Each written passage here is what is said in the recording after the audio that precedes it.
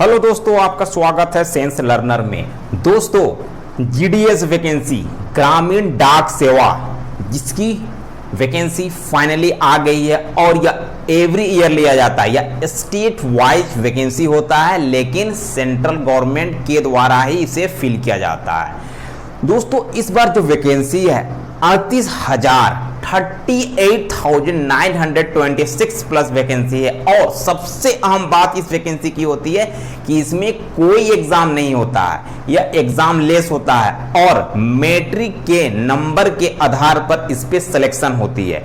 दोस्तों, इसका नोटिफिकेशन जो आया हुआ है, तो उस नोटिफिकेशन को चलिए हम डिटेल में जानते हैं और इसमें क्या दिए गए हैं, इसका क्या प्रोसेस है और इसमें क्या कहा गया है, इसमें क्या अनिवार्य है। चलिए सारे चीज को जानने की कोशिश करते हैं। चलिए देखिए, जीडीएस ग्रामीण डाक सेवा, ठीक है, बहुत ही अच्छी वैकेंसी है। ये गवर्नमेंट लेवल की वैकेंसी है, इसमें आपको सरकारी जॉब मिलेगा। ठीक है, तो देखिए वैकेंसी कितना है, 38,926। देखिए यह वैकेंसी जो दी गई है ना, वो भारत में जितने भी स्टेट है और केंद्र शासित प्रदेश है, सभी के लिए यह वैकेंसी है। कोई भी इसमें अप्लाई कर सकता है। ठीक है, और भारत में कहीं पर भी आपको जॉब के लिए दिया जा सकता है, लेकिन आप जिस स्टेट में अप्लाई करते हैं वो आपको प्रेफरेंस दिया जाएगा। ठीक है, देखिए 2022 का वैकेंसी है। देखिए सबसे पहले जो फॉर्म भरने की तिथि होगी, फॉर्म कब से भराएगा, फॉर्म भरना स्टार्ट हो चुका है। ठीक है, 2 तारीख से ही फॉर्म भराया जा रहा है, 2/5/2022। ठीक है, यह स्टार्टिंग डेट है। ठीक है, शुरू डेट है, पहला डेट है। और जो लास्ट डेट होगा वो होगा 5 जून 2022 लास्ट होगा। ठीक है, देखिए सबसे अहम बात, मोस्ट इंपॉर्टेंट बात यहां पर है कि जहां पर जो क्वालिफिकेशन है वो 10th लेवल होगा। ठीक है, इसमें ऐसे स्टूडेंट जिनका क्वालिफिकेशन 10 होता है, 10 पास होता है, वो इस पे अप्लाई कर सकते हैं। ठीक है, इजीली वो अप्लाई कर लेंगे। ठीक है, तो देखिए, और एक चीज मैं यहां सबसे अहम बात बता देना चाहता हूं कि आपका जो एज होना चाहिए वो न्यूनतम 18 साल होना चाहिए। ठीक है, 18 साल से नीचे के स्टूडेंट को इसमें भरने फॉर्म नहीं दिया जाएगा। तो इसमें बोला गया है मैट्रिक पास, लेकिन साथ में 18 साल उसका होना चाहिए। अगर आप मैट्रिकुलेशन तो आज स्टूडेंट 15 साल में ही कर लेता है, लेकिन 15 साल वाला को, 16 साल वाले को, 17 साल वाले को मौका नहीं मिलेगा। आपका अगर 17 ईयर्स से 11 महीना 29 दिन भी हो जाता है ना, तो आपको मौका नहीं मिलेगा, 18 होना ही चाहिए। ठीक है, और मैक्सिमम एज जो लास्ट एज है 40 साल है ना, 40 इयर्स, ये जनरल के लिए होगा। ठीक है, देखिए इंडियन कॉन्स्टिट्यूशन के अकॉर्डिंग जो छूट मिलता है कैटेगरी वाइज, इसमें ओबीसी को 3 साल की छूट दी गई है। आपका जो मैक्सिमम एज है उसमें 3 साल आप जोड़ लीजिए ओबीसी के स्टूडेंट, ओबीसी 1 और ओबीसी 2 के स्टूडेंट। ठीक है, BC 1 और BC 2। ठीक है, और ST SC को 5 साल एक्स्ट्रा मिलने वाला है। ठीक है, और अहम बात, जो EWS कैटेगरी के होते हैं, इकोनॉमिक वीकर सेक्शंस, जिसको 10% रिजर्वेशन मिला हुआ है, 10% रिजर्वेशन मिला हुआ है, उनको एज में कोई छूट नहीं मिलेगी। ठीक है, एज में कोई भी छूट उनको नहीं मिलने वाली है। ठीक है, तो देखिए इसमें नो एग्जाम है, कोई भी एग्जाम आपका नहीं होने वाला है। ठीक है, बिना एग्जाम का डायरेक्ट इसमें बहाली है, लेकिन इसमें मेरिट के आधार पर बहाली होगा। देखिए आप अगर 10 पास हैं, ठीक है, लेकिन 10 पास होना ही सिर्फ जरूरी नहीं है, आपका जो इसमें मेरिट बनेगा, आपका जो रिजल्ट बनेगा, जो आप मैट्रिक में परसेंट लाए हैं उसके आधार पर होगा। आपका मैथ और इंग्लिश का जो भी परसेंट है, जो भी नंबर आप लाए हो, उसके आधार पर आपका फाइनल रिजल्ट बनेगा। ठीक है, तो देखिए मेरे पॉइंट ऑफ व्यू से, मेरे हिसाब से इसमें जो भी स्टूडेंट हैं मैथ और इंग्लिश में 90% जिनका मार्क्स आया है उन्हीं का सिलेक्शन होने की संभावना है। क्योंकि बहुत सारे स्टूडेंट तो 60 मार्क्स लाते हैं, 50 मार्क्स लाते हैं गणित और अंग्रेजी में। ठीक है, तो उनको कंसीडर नहीं किया जाएगा क्योंकि पूरे ऑल ओवर इंडिया से एप्लीकेशन आते हैं। ठीक है, तो ऐसे स्टूडेंट हैं जो मैथ्स में 100 मार्क्स भी लाते हैं, मैथ में 100 मार्क्स भी लाते हैं और इंग्लिश में 90, 95 इस तरह से भी स्टूडेंट होते हैं लाने वाले। ठीक है, तो मैं ऐसे उन स्टूडेंटों से कहना चाहता हूं जिनका 85 से नीचे है, 85 से नीचे है, प्लीज वो अप्लाई नहीं करें क्योंकि उनका कंसीडर नहीं किया जाएगा। ठीक है, क्योंकि इतने ज्यादा एप्लीकेशन आ जाएंगे और आपका सिलेक्शन नंबर की वजह से रुक जाने वाला है। ठीक है, तो जिनका इंग्लिश और मैथ्स में अच्छा स्कोर है मैट्रिक में, वही इसमें अप्लाई करें, ज्यादा बढ़िया होगा क्योंकि आप वेट नहीं करेंगे। ठीक है, इसमें फीस जो है 100 रुपीज है। ठीक है, फीस बोला गया है जनरल ओबीसी के लिए 100 रुपीज है, ईडब्ल्यूएस के लिए 100 रुपीज है। ठीक है, एसटी एससी देखिए एसटी एससी और फीमेल के लिए नो फीस, कोई फीस इन लोगों के लिए नहीं होगा। ठीक है, और सबसे खास बात ये थी आपकी कि आप नंबर जिसका ज्यादा हो वही प्लीज अप्लाई करें क्योंकि 60 नंबर आपका आ रहा है मैथ्स में और अंग्रेजी में 60, 65, 70, तो आपका सिलेक्शन होने का चांस बहुत कम है। हाँ, ये कह सकते हैं कि कैटेगरी वाइज अगर आपका हो सकता है तो आप इसे अप्लाई कर सकते हैं। अगर एसटी एससी है तो देखिए सबके लिए वैकेंसी अलग अलग है, तो आप इन केस अप्लाई कीजिए कि एसटी एससी का किस आधार पर सिलेक्शन हो रहा है, तो यहां पर आप अप्लाई कर सकते हो कैटेगरी वाइज। जनरल वाले के लिए है कि अगर आपका ज्यादा मार्क्स है तो ही अप्लाई करें। ईडब्ल्यूएस और ओबीसी वाले भी अप्लाई कीजिए, लेकिन कैटेगरी देखिए बढ़िया से कि इसमें क्या वैकेंसी है। ठीक है, उस आधार पर अप्लाई कीजिएगा कि नहीं कि डायरेक्ट वैकेंसी देके 38,926 से हम डायरेक्ट अप्लाई कर दिए, ऐसा बिल्कुल भी नहीं है। सारे चीज का मैं डिटेल बताने जा रहा हूं, कौन स्टेट में कितनी वाली है, कौन कैटेगरी में कितनी वैकेंसी है, सारे चीज मैं बताने की कोशिश करूंगा। ठीक है, तो आप उसे देखते रहिए। ठीक है, और यहां पर एक चीज देखिए, आपको लोकल लैंग्वेज जानना पड़ेगा जिस स्टेट से आप अप्लाई कर रहे हो। ठीक है, देखिए बेसिकली ये जो जॉब दिया जाता है वो आपका ग्रामीण क्षेत्र में दिया जाता है, गांव वाले क्षेत्र में दिया जाता है। ठीक है, तो जिस एरिया में आप काम करोगे उस एरिया का लोकल लैंग्वेज आपको जानना पड़ेगा। ठीक है, अदरवाइज आपको कंसीडर नहीं किया जाएगा। ठीक है, आप देखिए सबसे बड़ी बात क्या होती है कि आप जिस एरिया में बेसिकली गांव एरिया में क्या होता है, गांव एरिया में जो लोकल लैंग्वेज है उस लैंग्वेज का यूज किया जाता है। ठीक है, तो अगर आप गांव एरिया में काम कर रहे हो, आप उस एरिया का अगर लैंग्वेज आपको समझ में नहीं आ रहा है तो आप इंटरेक्ट किस तरह से कीजिएगा। इसीलिए नोटिफिकेशन में मेंशन किया हुआ होता है कि आपको लोकल लैंग्वेज जानना पड़ेगा। ठीक है, और एक इंपॉर्टेंट बात है, साइकिल, आपको साइकिल चलाना एकदम जरूरी है। जो जिनको साइकिल चलाना नहीं आता है और वो इस फॉर्म के लिए अप्लाई करेंगे तो प्लीज वो साइकिल चलाना सीख ले। ठीक है, अगर आपको बाइक, स्कूटी चलाना आता है तो भी कंसीडर नहीं किया जाएगा, आपको साइकिल चलाना एकदम जानना जरूरी है।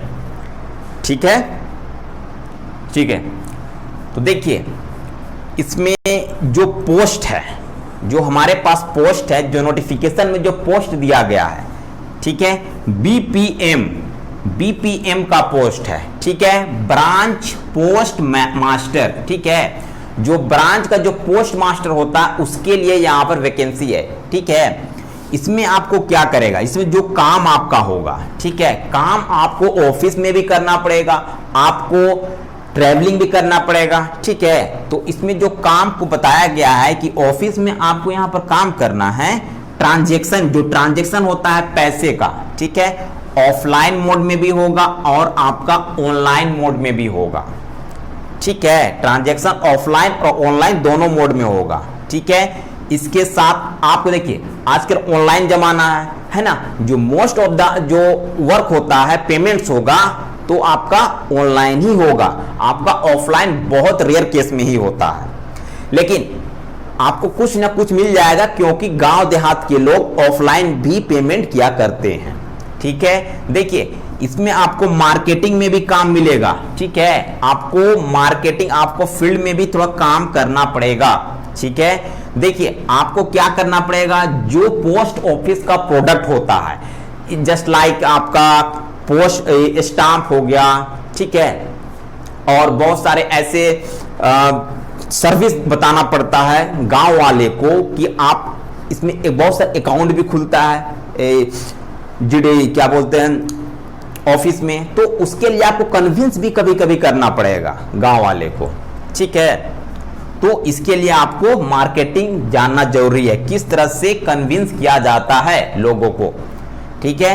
देखिए आपका जो अधिकार होगा गांव और पंचायत तक आप मार्केटिंग कर सकते हैं, जिस एरिया में आपको पोस्ट मिला है, ठीक है, गांव में, तो उस एरिया में आप जाके मार्केटिंग कर सकते हो, वहां आप जाके सेल कर सकते हो यहाँ के सर्विस को, ठीक है। और उस पंचायत में, जिस पंचायत में आपका ऑफिस पड़ता है, ठीक है, आपको देखिए आपको एक सबसे अहम चीजें हैं, ठीक है, आपको घर घर जाके आपको जो सरकार की जो योजना होती है, ठीक है, गांव वाले के लिए है ना, बहुत सारी योजना सरकार द्वारा लाई जाती है, तो उन सब योजना को आपको घर घर जाके, आपको डोर टू डोर जाके लोगों को बताना होगा, समझाना होगा कि इस योजना में क्या बोला गया है, उस योजना का सबसे खास बात क्या होता है, वो सब चीजों को आपको बताना पड़ेगा, ठीक है। वो सब के लिए यह पोस्ट को निकाला गया है, ठीक है। देखिए जो मेल होते हैं, ठीक है, बहुत सारे मेल आता है जिसको आपको पहुंचाना पड़ता है, डिलीवरी करना पड़ता है ना, उस सब का मैनेजमेंट आपको करना पड़ेगा। आपको डिलीवरी नहीं करना है, लेकिन आपको मैनेजमेंट करना है। डिलीवरी करने के लिए डाक सेवक अवेलेबल है, एपीबीएम अवेलेबल है, ठीक है,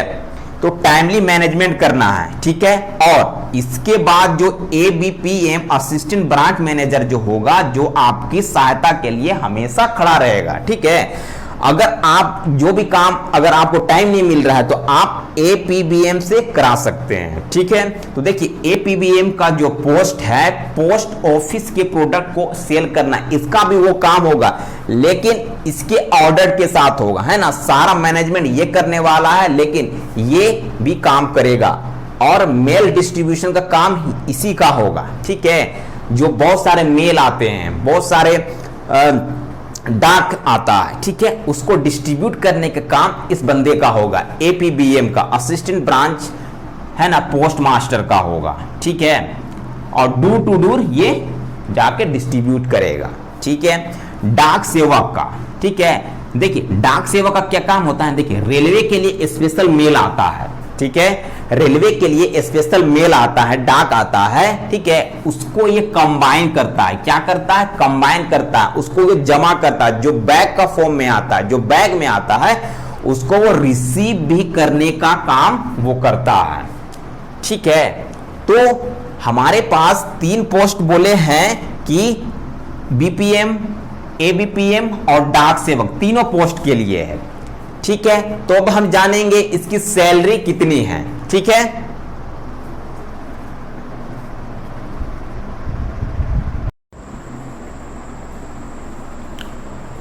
जो यहाँ पर सैलरी बोली गई है बीपीएम है ना, ब्रांच पोस्ट मैनेजर, और ABPM assistant branch post manager, ठीक है, इसके लिए जो सैलरी होगी वो 12,000 है, ठीक है, इन हैंड सैलरी, और जो अलाउंस होगा वो अलग होगा, ठीक है। और एबीपीएम के लिए 10,000 सैलरी है, सिर्फ पे स्केल है, उसके बाद अलाउंस अलग से होगा। डाक सेवक के लिए भी 10,000 होगा, ठीक है, डाक सेवक के लिए भी 10,000 होगा। ये सबसे इंपॉर्टेंट बात यहां पर बोला गया है, देखिए कि 15/11/2022 तक इसका सिलेक्शन प्रोसेस खत्म, ठीक है, आपको इस तारीख तक ज्वाइनिंग दे दी जाएगी 15/11/2022 तक, ठीक है। लेकिन इसमें एक चीज मेंशन है कि अगर जो भी इसमें जिसका भी सिलेक्शन होता है, ठीक है, तो आपको वहां पर आपको क्लियर इंफॉर्मेशन देना पड़ेगा आपका इनकम का बारे में, कि आपकी फैमिली का इनकम कितना है, आप कौन सा सोर्स से पैसे कमा के अपने फैमिली को पाल रहे हो, अपनी फैमिली की जीविका चला रहे हो, ठीक है। तो वो आपको इंफॉर्मेशन 30 दिन के अंदर, है ना, 30 डेज में आपको बताना पड़ेगा। ये वहां पर नोटिफिकेशन में लिख दिया गया है। मींस अगर आप इंडियन पोस्ट ऑफिस में काम करते हैं तो इसके अलावा आपको कहीं दूसरा जगह और काम नहीं करना पड़ेगा, ये आपको मेंशन करना पड़ेगा, वहां पर नोटिफिकेशन में लिखा हुआ है, ठीक है। तो अभी हम चलिए स्टेट वाइज वैकेंसी और लैंग्वेज के बारे में देखते हैं, क्योंकि लैंग्वेज काफी इंपॉर्टेंट है, ठीक है, आपको लैंग्वेज जानना पड़ेगा जो स्टेट का प्रीफरेंस देते हो, ठीक है। देखिए सबसे पहले आंध्र प्रदेश में जो वैकेंसी है 1716 है, ठीक है, 1716 वैकेंसी दी गई है आंध्र प्रदेश में। और आपको तेलुगु एकदम जानना पड़ेगा, तेलुगु आप नहीं जानते हैं तो आंध्र प्रदेश में अप्लाई नहीं कर सकते हैं, ठीक है। आसाम जो भारत का नक्शा जो बनता है ये यहाँ पर आसाम मिलेगा आपको, ठीक है। तो वहां पर आपको जानना पड़ेगा आसामी, देखिए बहाली है वहां पर है 1143 है, ठीक है, 1143 है। इसमें आपको आसामी जानना पड़ेगा, बंगाली जानना पड़ेगा, बोडो जानना पड़ेगा, हिंदी और इंग्लिश जानना पड़ेगा, ठीक है, ठीक है। बिहार में 990 है, हिंदी आपको जानना पड़ेगा, ठीक है। छत्तीसगढ़ में 1253 है, ठीक है, इसमें हिंदी आपको जानना पड़ेगा, ठीक है। दिल्ली में 60 है, लेकिन आपको हिंदी जानना पड़ेगा दिल्ली वाले को, ठीक है। गुजरात में 1901 है और जो लैंग्वेज होगा गुजराती होगा, ठीक है। हरियाणा में 921 है, हिंदी आपको वहां पर जानना पड़ेगा, ठीक है। हिमाचल प्रदेश 1007 है, हिंदी आपको जानना पड़ेगा, ठीक है। जम्मू एंड कश्मीर में 265 है, लेकिन हिंदी और उर्दू आपको जानना पड़ेगा, दोनों में से एक लैंग्वेज, ठीक है। झारखंड में 610 है, झारखंड में कितना है 610 है, ठीक है। झारखंड के स्टूडेंट 610 है, इसमें आपको हिंदी जानना है, हिंदी के अलावा कोई और लैंग्वेज नहीं जानना है, ठीक है, इसका सिलेक्शन में, ठीक है। चलिए देखते हैं कर्नाटक, ठीक है, 2410 है और आपको कन्नड़ जानना है यहां पर, ठीक है। केरल में 2203 है, लेकिन आपको लैंग्वेज मलयालम जानना पड़ेगा, ठीक है। एमपी में 4074 है, ठीक है, आपको हिंदी यहां पर लैंग्वेज जानना है, ठीक है। महाराष्ट्र में 3016 है, आपको मराठी लैंग्वेज यहां पर जानना है, ठीक है। देखिए उत्तर पूर्व भारत में बहुत सारे स्टेट हैं, जिस तरह से आपको सिक्किम आ रहा, त्रिपुरा आ रहा है, साथ में आपका मिजोरम आ रहा है, मणिपाल आ रहा है, मणिपुर आ रहा है, नागालैंड आ रहा है, अरुणाचल प्रदेश आ रहा है, ठीक है। इन सभी स्टेट के लिए आपको 551 पोस्ट है, इसमें आपको बंगाली जानना है, हिंदी जानना है, इंग्लिश जानना है, मिजो, मतलब इन सभी लैंग्वेज में से एक लैंग्वेज आपको जानना जरूरी होगा, ठीक है। उड़ीसा में आपका 3066 है, उड़िया लैंग्वेज यहाँ पर चाहिए, आपको जानना पड़ेगा। पंजाब में 969 है, हिंदी, इंग्लिश या पंजाबी, तीनों में से एक लैंग्वेज जानना है। हर एक स्टेट में बोला गया है, कोई भी लैंग्वेज जो दिया गया है 3-4 उसमें से एक लैंग्वेज आपको जानना है। राजस्थान में 2390 आपको हिंदी जानना पड़ेगा यहाँ पर, ठीक है। तमिलनाडु में बोला गया 4310 तमिल आपको जानना पड़ेगा, ठीक है। तेलंगाना में आपको बोला गया है 1226 तेलुगु आपको जानना पड़ेगा वहां पर, ठीक है। यूपी में 2519 है, आपको यूपी में हिंदी जानना पड़ेगा अप्लाई के लिए, ठीक है। वेस्ट बंगाल में कितना है 1963 है, तो आपको एक तो बंगाली, एक तो नेपाली, एक तो हिंदी, एक तो इंग्लिश, इतना लैंग्वेज में से एक लैंग्वेज आपको जानना पड़ेगा वेस्ट बंगाल के लिए, ठीक है। देखिए यहाँ पर कैटेगरी वाइज अगर हम वैकेंसी देखें, है ना, कैटेगरी वाइज अगर वैकेंसी देखें तो सबसे ज्यादा जो वैकेंसी है हमारा वो क्या है, जनरल पोस्ट के लिए। जनरल पोस्ट के लिए कितना है 17,110, कितना है 17,110, ठीक है। ओबीसी में क्या बोला है, ओबीसी में बोला है 7,369 वैकेंसी है ऑल ओवर इंडिया में, ठीक है। ईडब्ल्यूएस के लिए बोला है 3,867, ठीक है। एससी के लिए बोला है 5,573, ठीक है। और एसटी के लिए बोला है 3,843। तो ये जो कैटेगरी से बिलोंग करते हैं उस कैटेगरी के लिए यह वैकेंसी दे दिया गया है, ठीक है। तो आप ये वैकेंसी के अकॉर्डिंग आप अप्लाई करेंगे, ठीक है। जनरल वाले के ये मतलब है, ये सबसे कोई मतलब नहीं है कि आपका 38,000 आया है बहाली, उससे कोई फर्क नहीं पड़ता है, आपका इससे फर्क पड़ता है, ठीक है। और इससे ओबीसी वाले को, इससे ईडब्ल्यूएस को, इससे एससी और इससे एसटी वाले को फर्क पड़ता है, ठीक है। ये तो हो गया, ठीक है। अब हम देखते हैं सिलेक्शन का प्रोसेस किस आधार पर होगा, ठीक है। चलिए देखते हैं।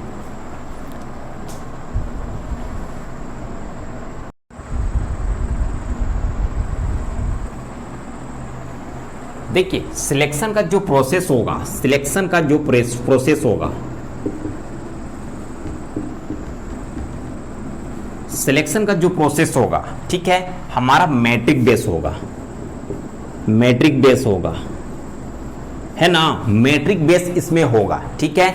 आपका जो मैथ और इंग्लिश में जो मार्क्स आएंगे, मैथ और इंग्लिश में जो मार्क्स आएंगे उस आधार पर आपका सिलेक्शन होने वाला है। आपके हिंदी, साइंस और जो संस्कृत जो सब्जेक्ट होते हैं उनका मार्क्स यहां पर कंसीडर नहीं किया जाएगा, ठीक है। तो देखिए सबसे पहले क्या होगा, अगर ग्रेड सिस्टम, जो भी स्कूल में ग्रेड सिस्टम चलते हैं, है ना, सीजीपीए इस, है ना, सीजीपीए, है ना, ये जो चलता है सीजीपीए, ठीक है, उसके आधार पर भी कंसीडर किया गया। अगर आपका सीजीपीए 10 आ रहा है तो उसको 9.5 से मल्टीप्लाई कर देगा तो 95 मार्क्स हो जाएगा, ठीक है। अगर आपका 9 आ रहा है तो इसको 9 सीजीपीए से ये मल्टीप्लाई कर देगा तो कितना हो जाएगा, 9 5 जा 45, 9 9 जा 81 और 4 85, तो आपका इतना मार्क्स आ जा रहा है। तो इस आधार पर निकाला जाएगा, ठीक है। आपका जितना भी सीजीपीए आ रहा है उसको 9.5 से मल्टीप्लाई करेगा, उस आधार पर आपका नंबर को कंसीडर किया जाएगा, जिसका ग्रेड सिस्टम होता है।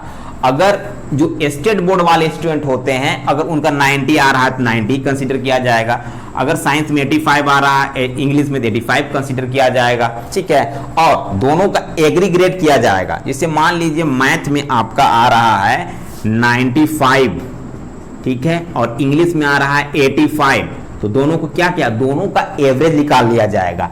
कितना हो गया, ये 0 हो गया, ये 17 और ये 80 हो गया ना 80। तो समझिए आपका कितना आ गया, 2 से इसको क्या करेगा 90, है ना, तो आपका 90% एग्रीग्रेड आ रहा है। तो इस आधार पर आपका सिलेक्शन होगा, आपका दोनों मिला के 90% माना जाएगा और इस आधार पर आपका सिलेक्शन होगा, ठीक है। कोई भी स्टूडेंट हो, अगर जिसका 50 मार्क्स आया है और एक में 45 आया है, अगर ये वाले स्टूडेंट भी अप्लाई करते हैं तो दोनों मिला के आपका 95 आ रहा है, 2 से इसको क्या करेगा डिवाइड कर देगा तो कितना आ जाएगा, आपका आ जाएगा 42.5%। तो ये आपका मार्क्स होगा दोनों मिला के।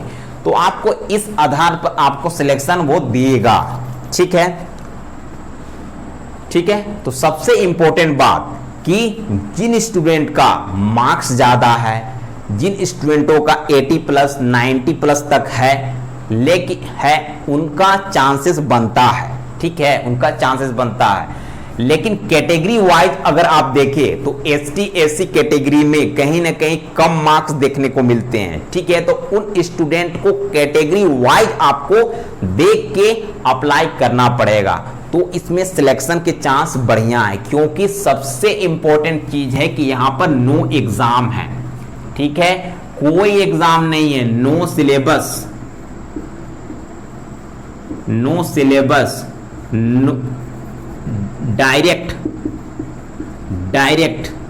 है ना, डायरेक्ट फिल है ना, डायरेक्ट फिल होगा। ठीक है, तो आप इसको देखिए, आप इसको भरिए, आपका कोई एग्जाम नहीं होने वाला है।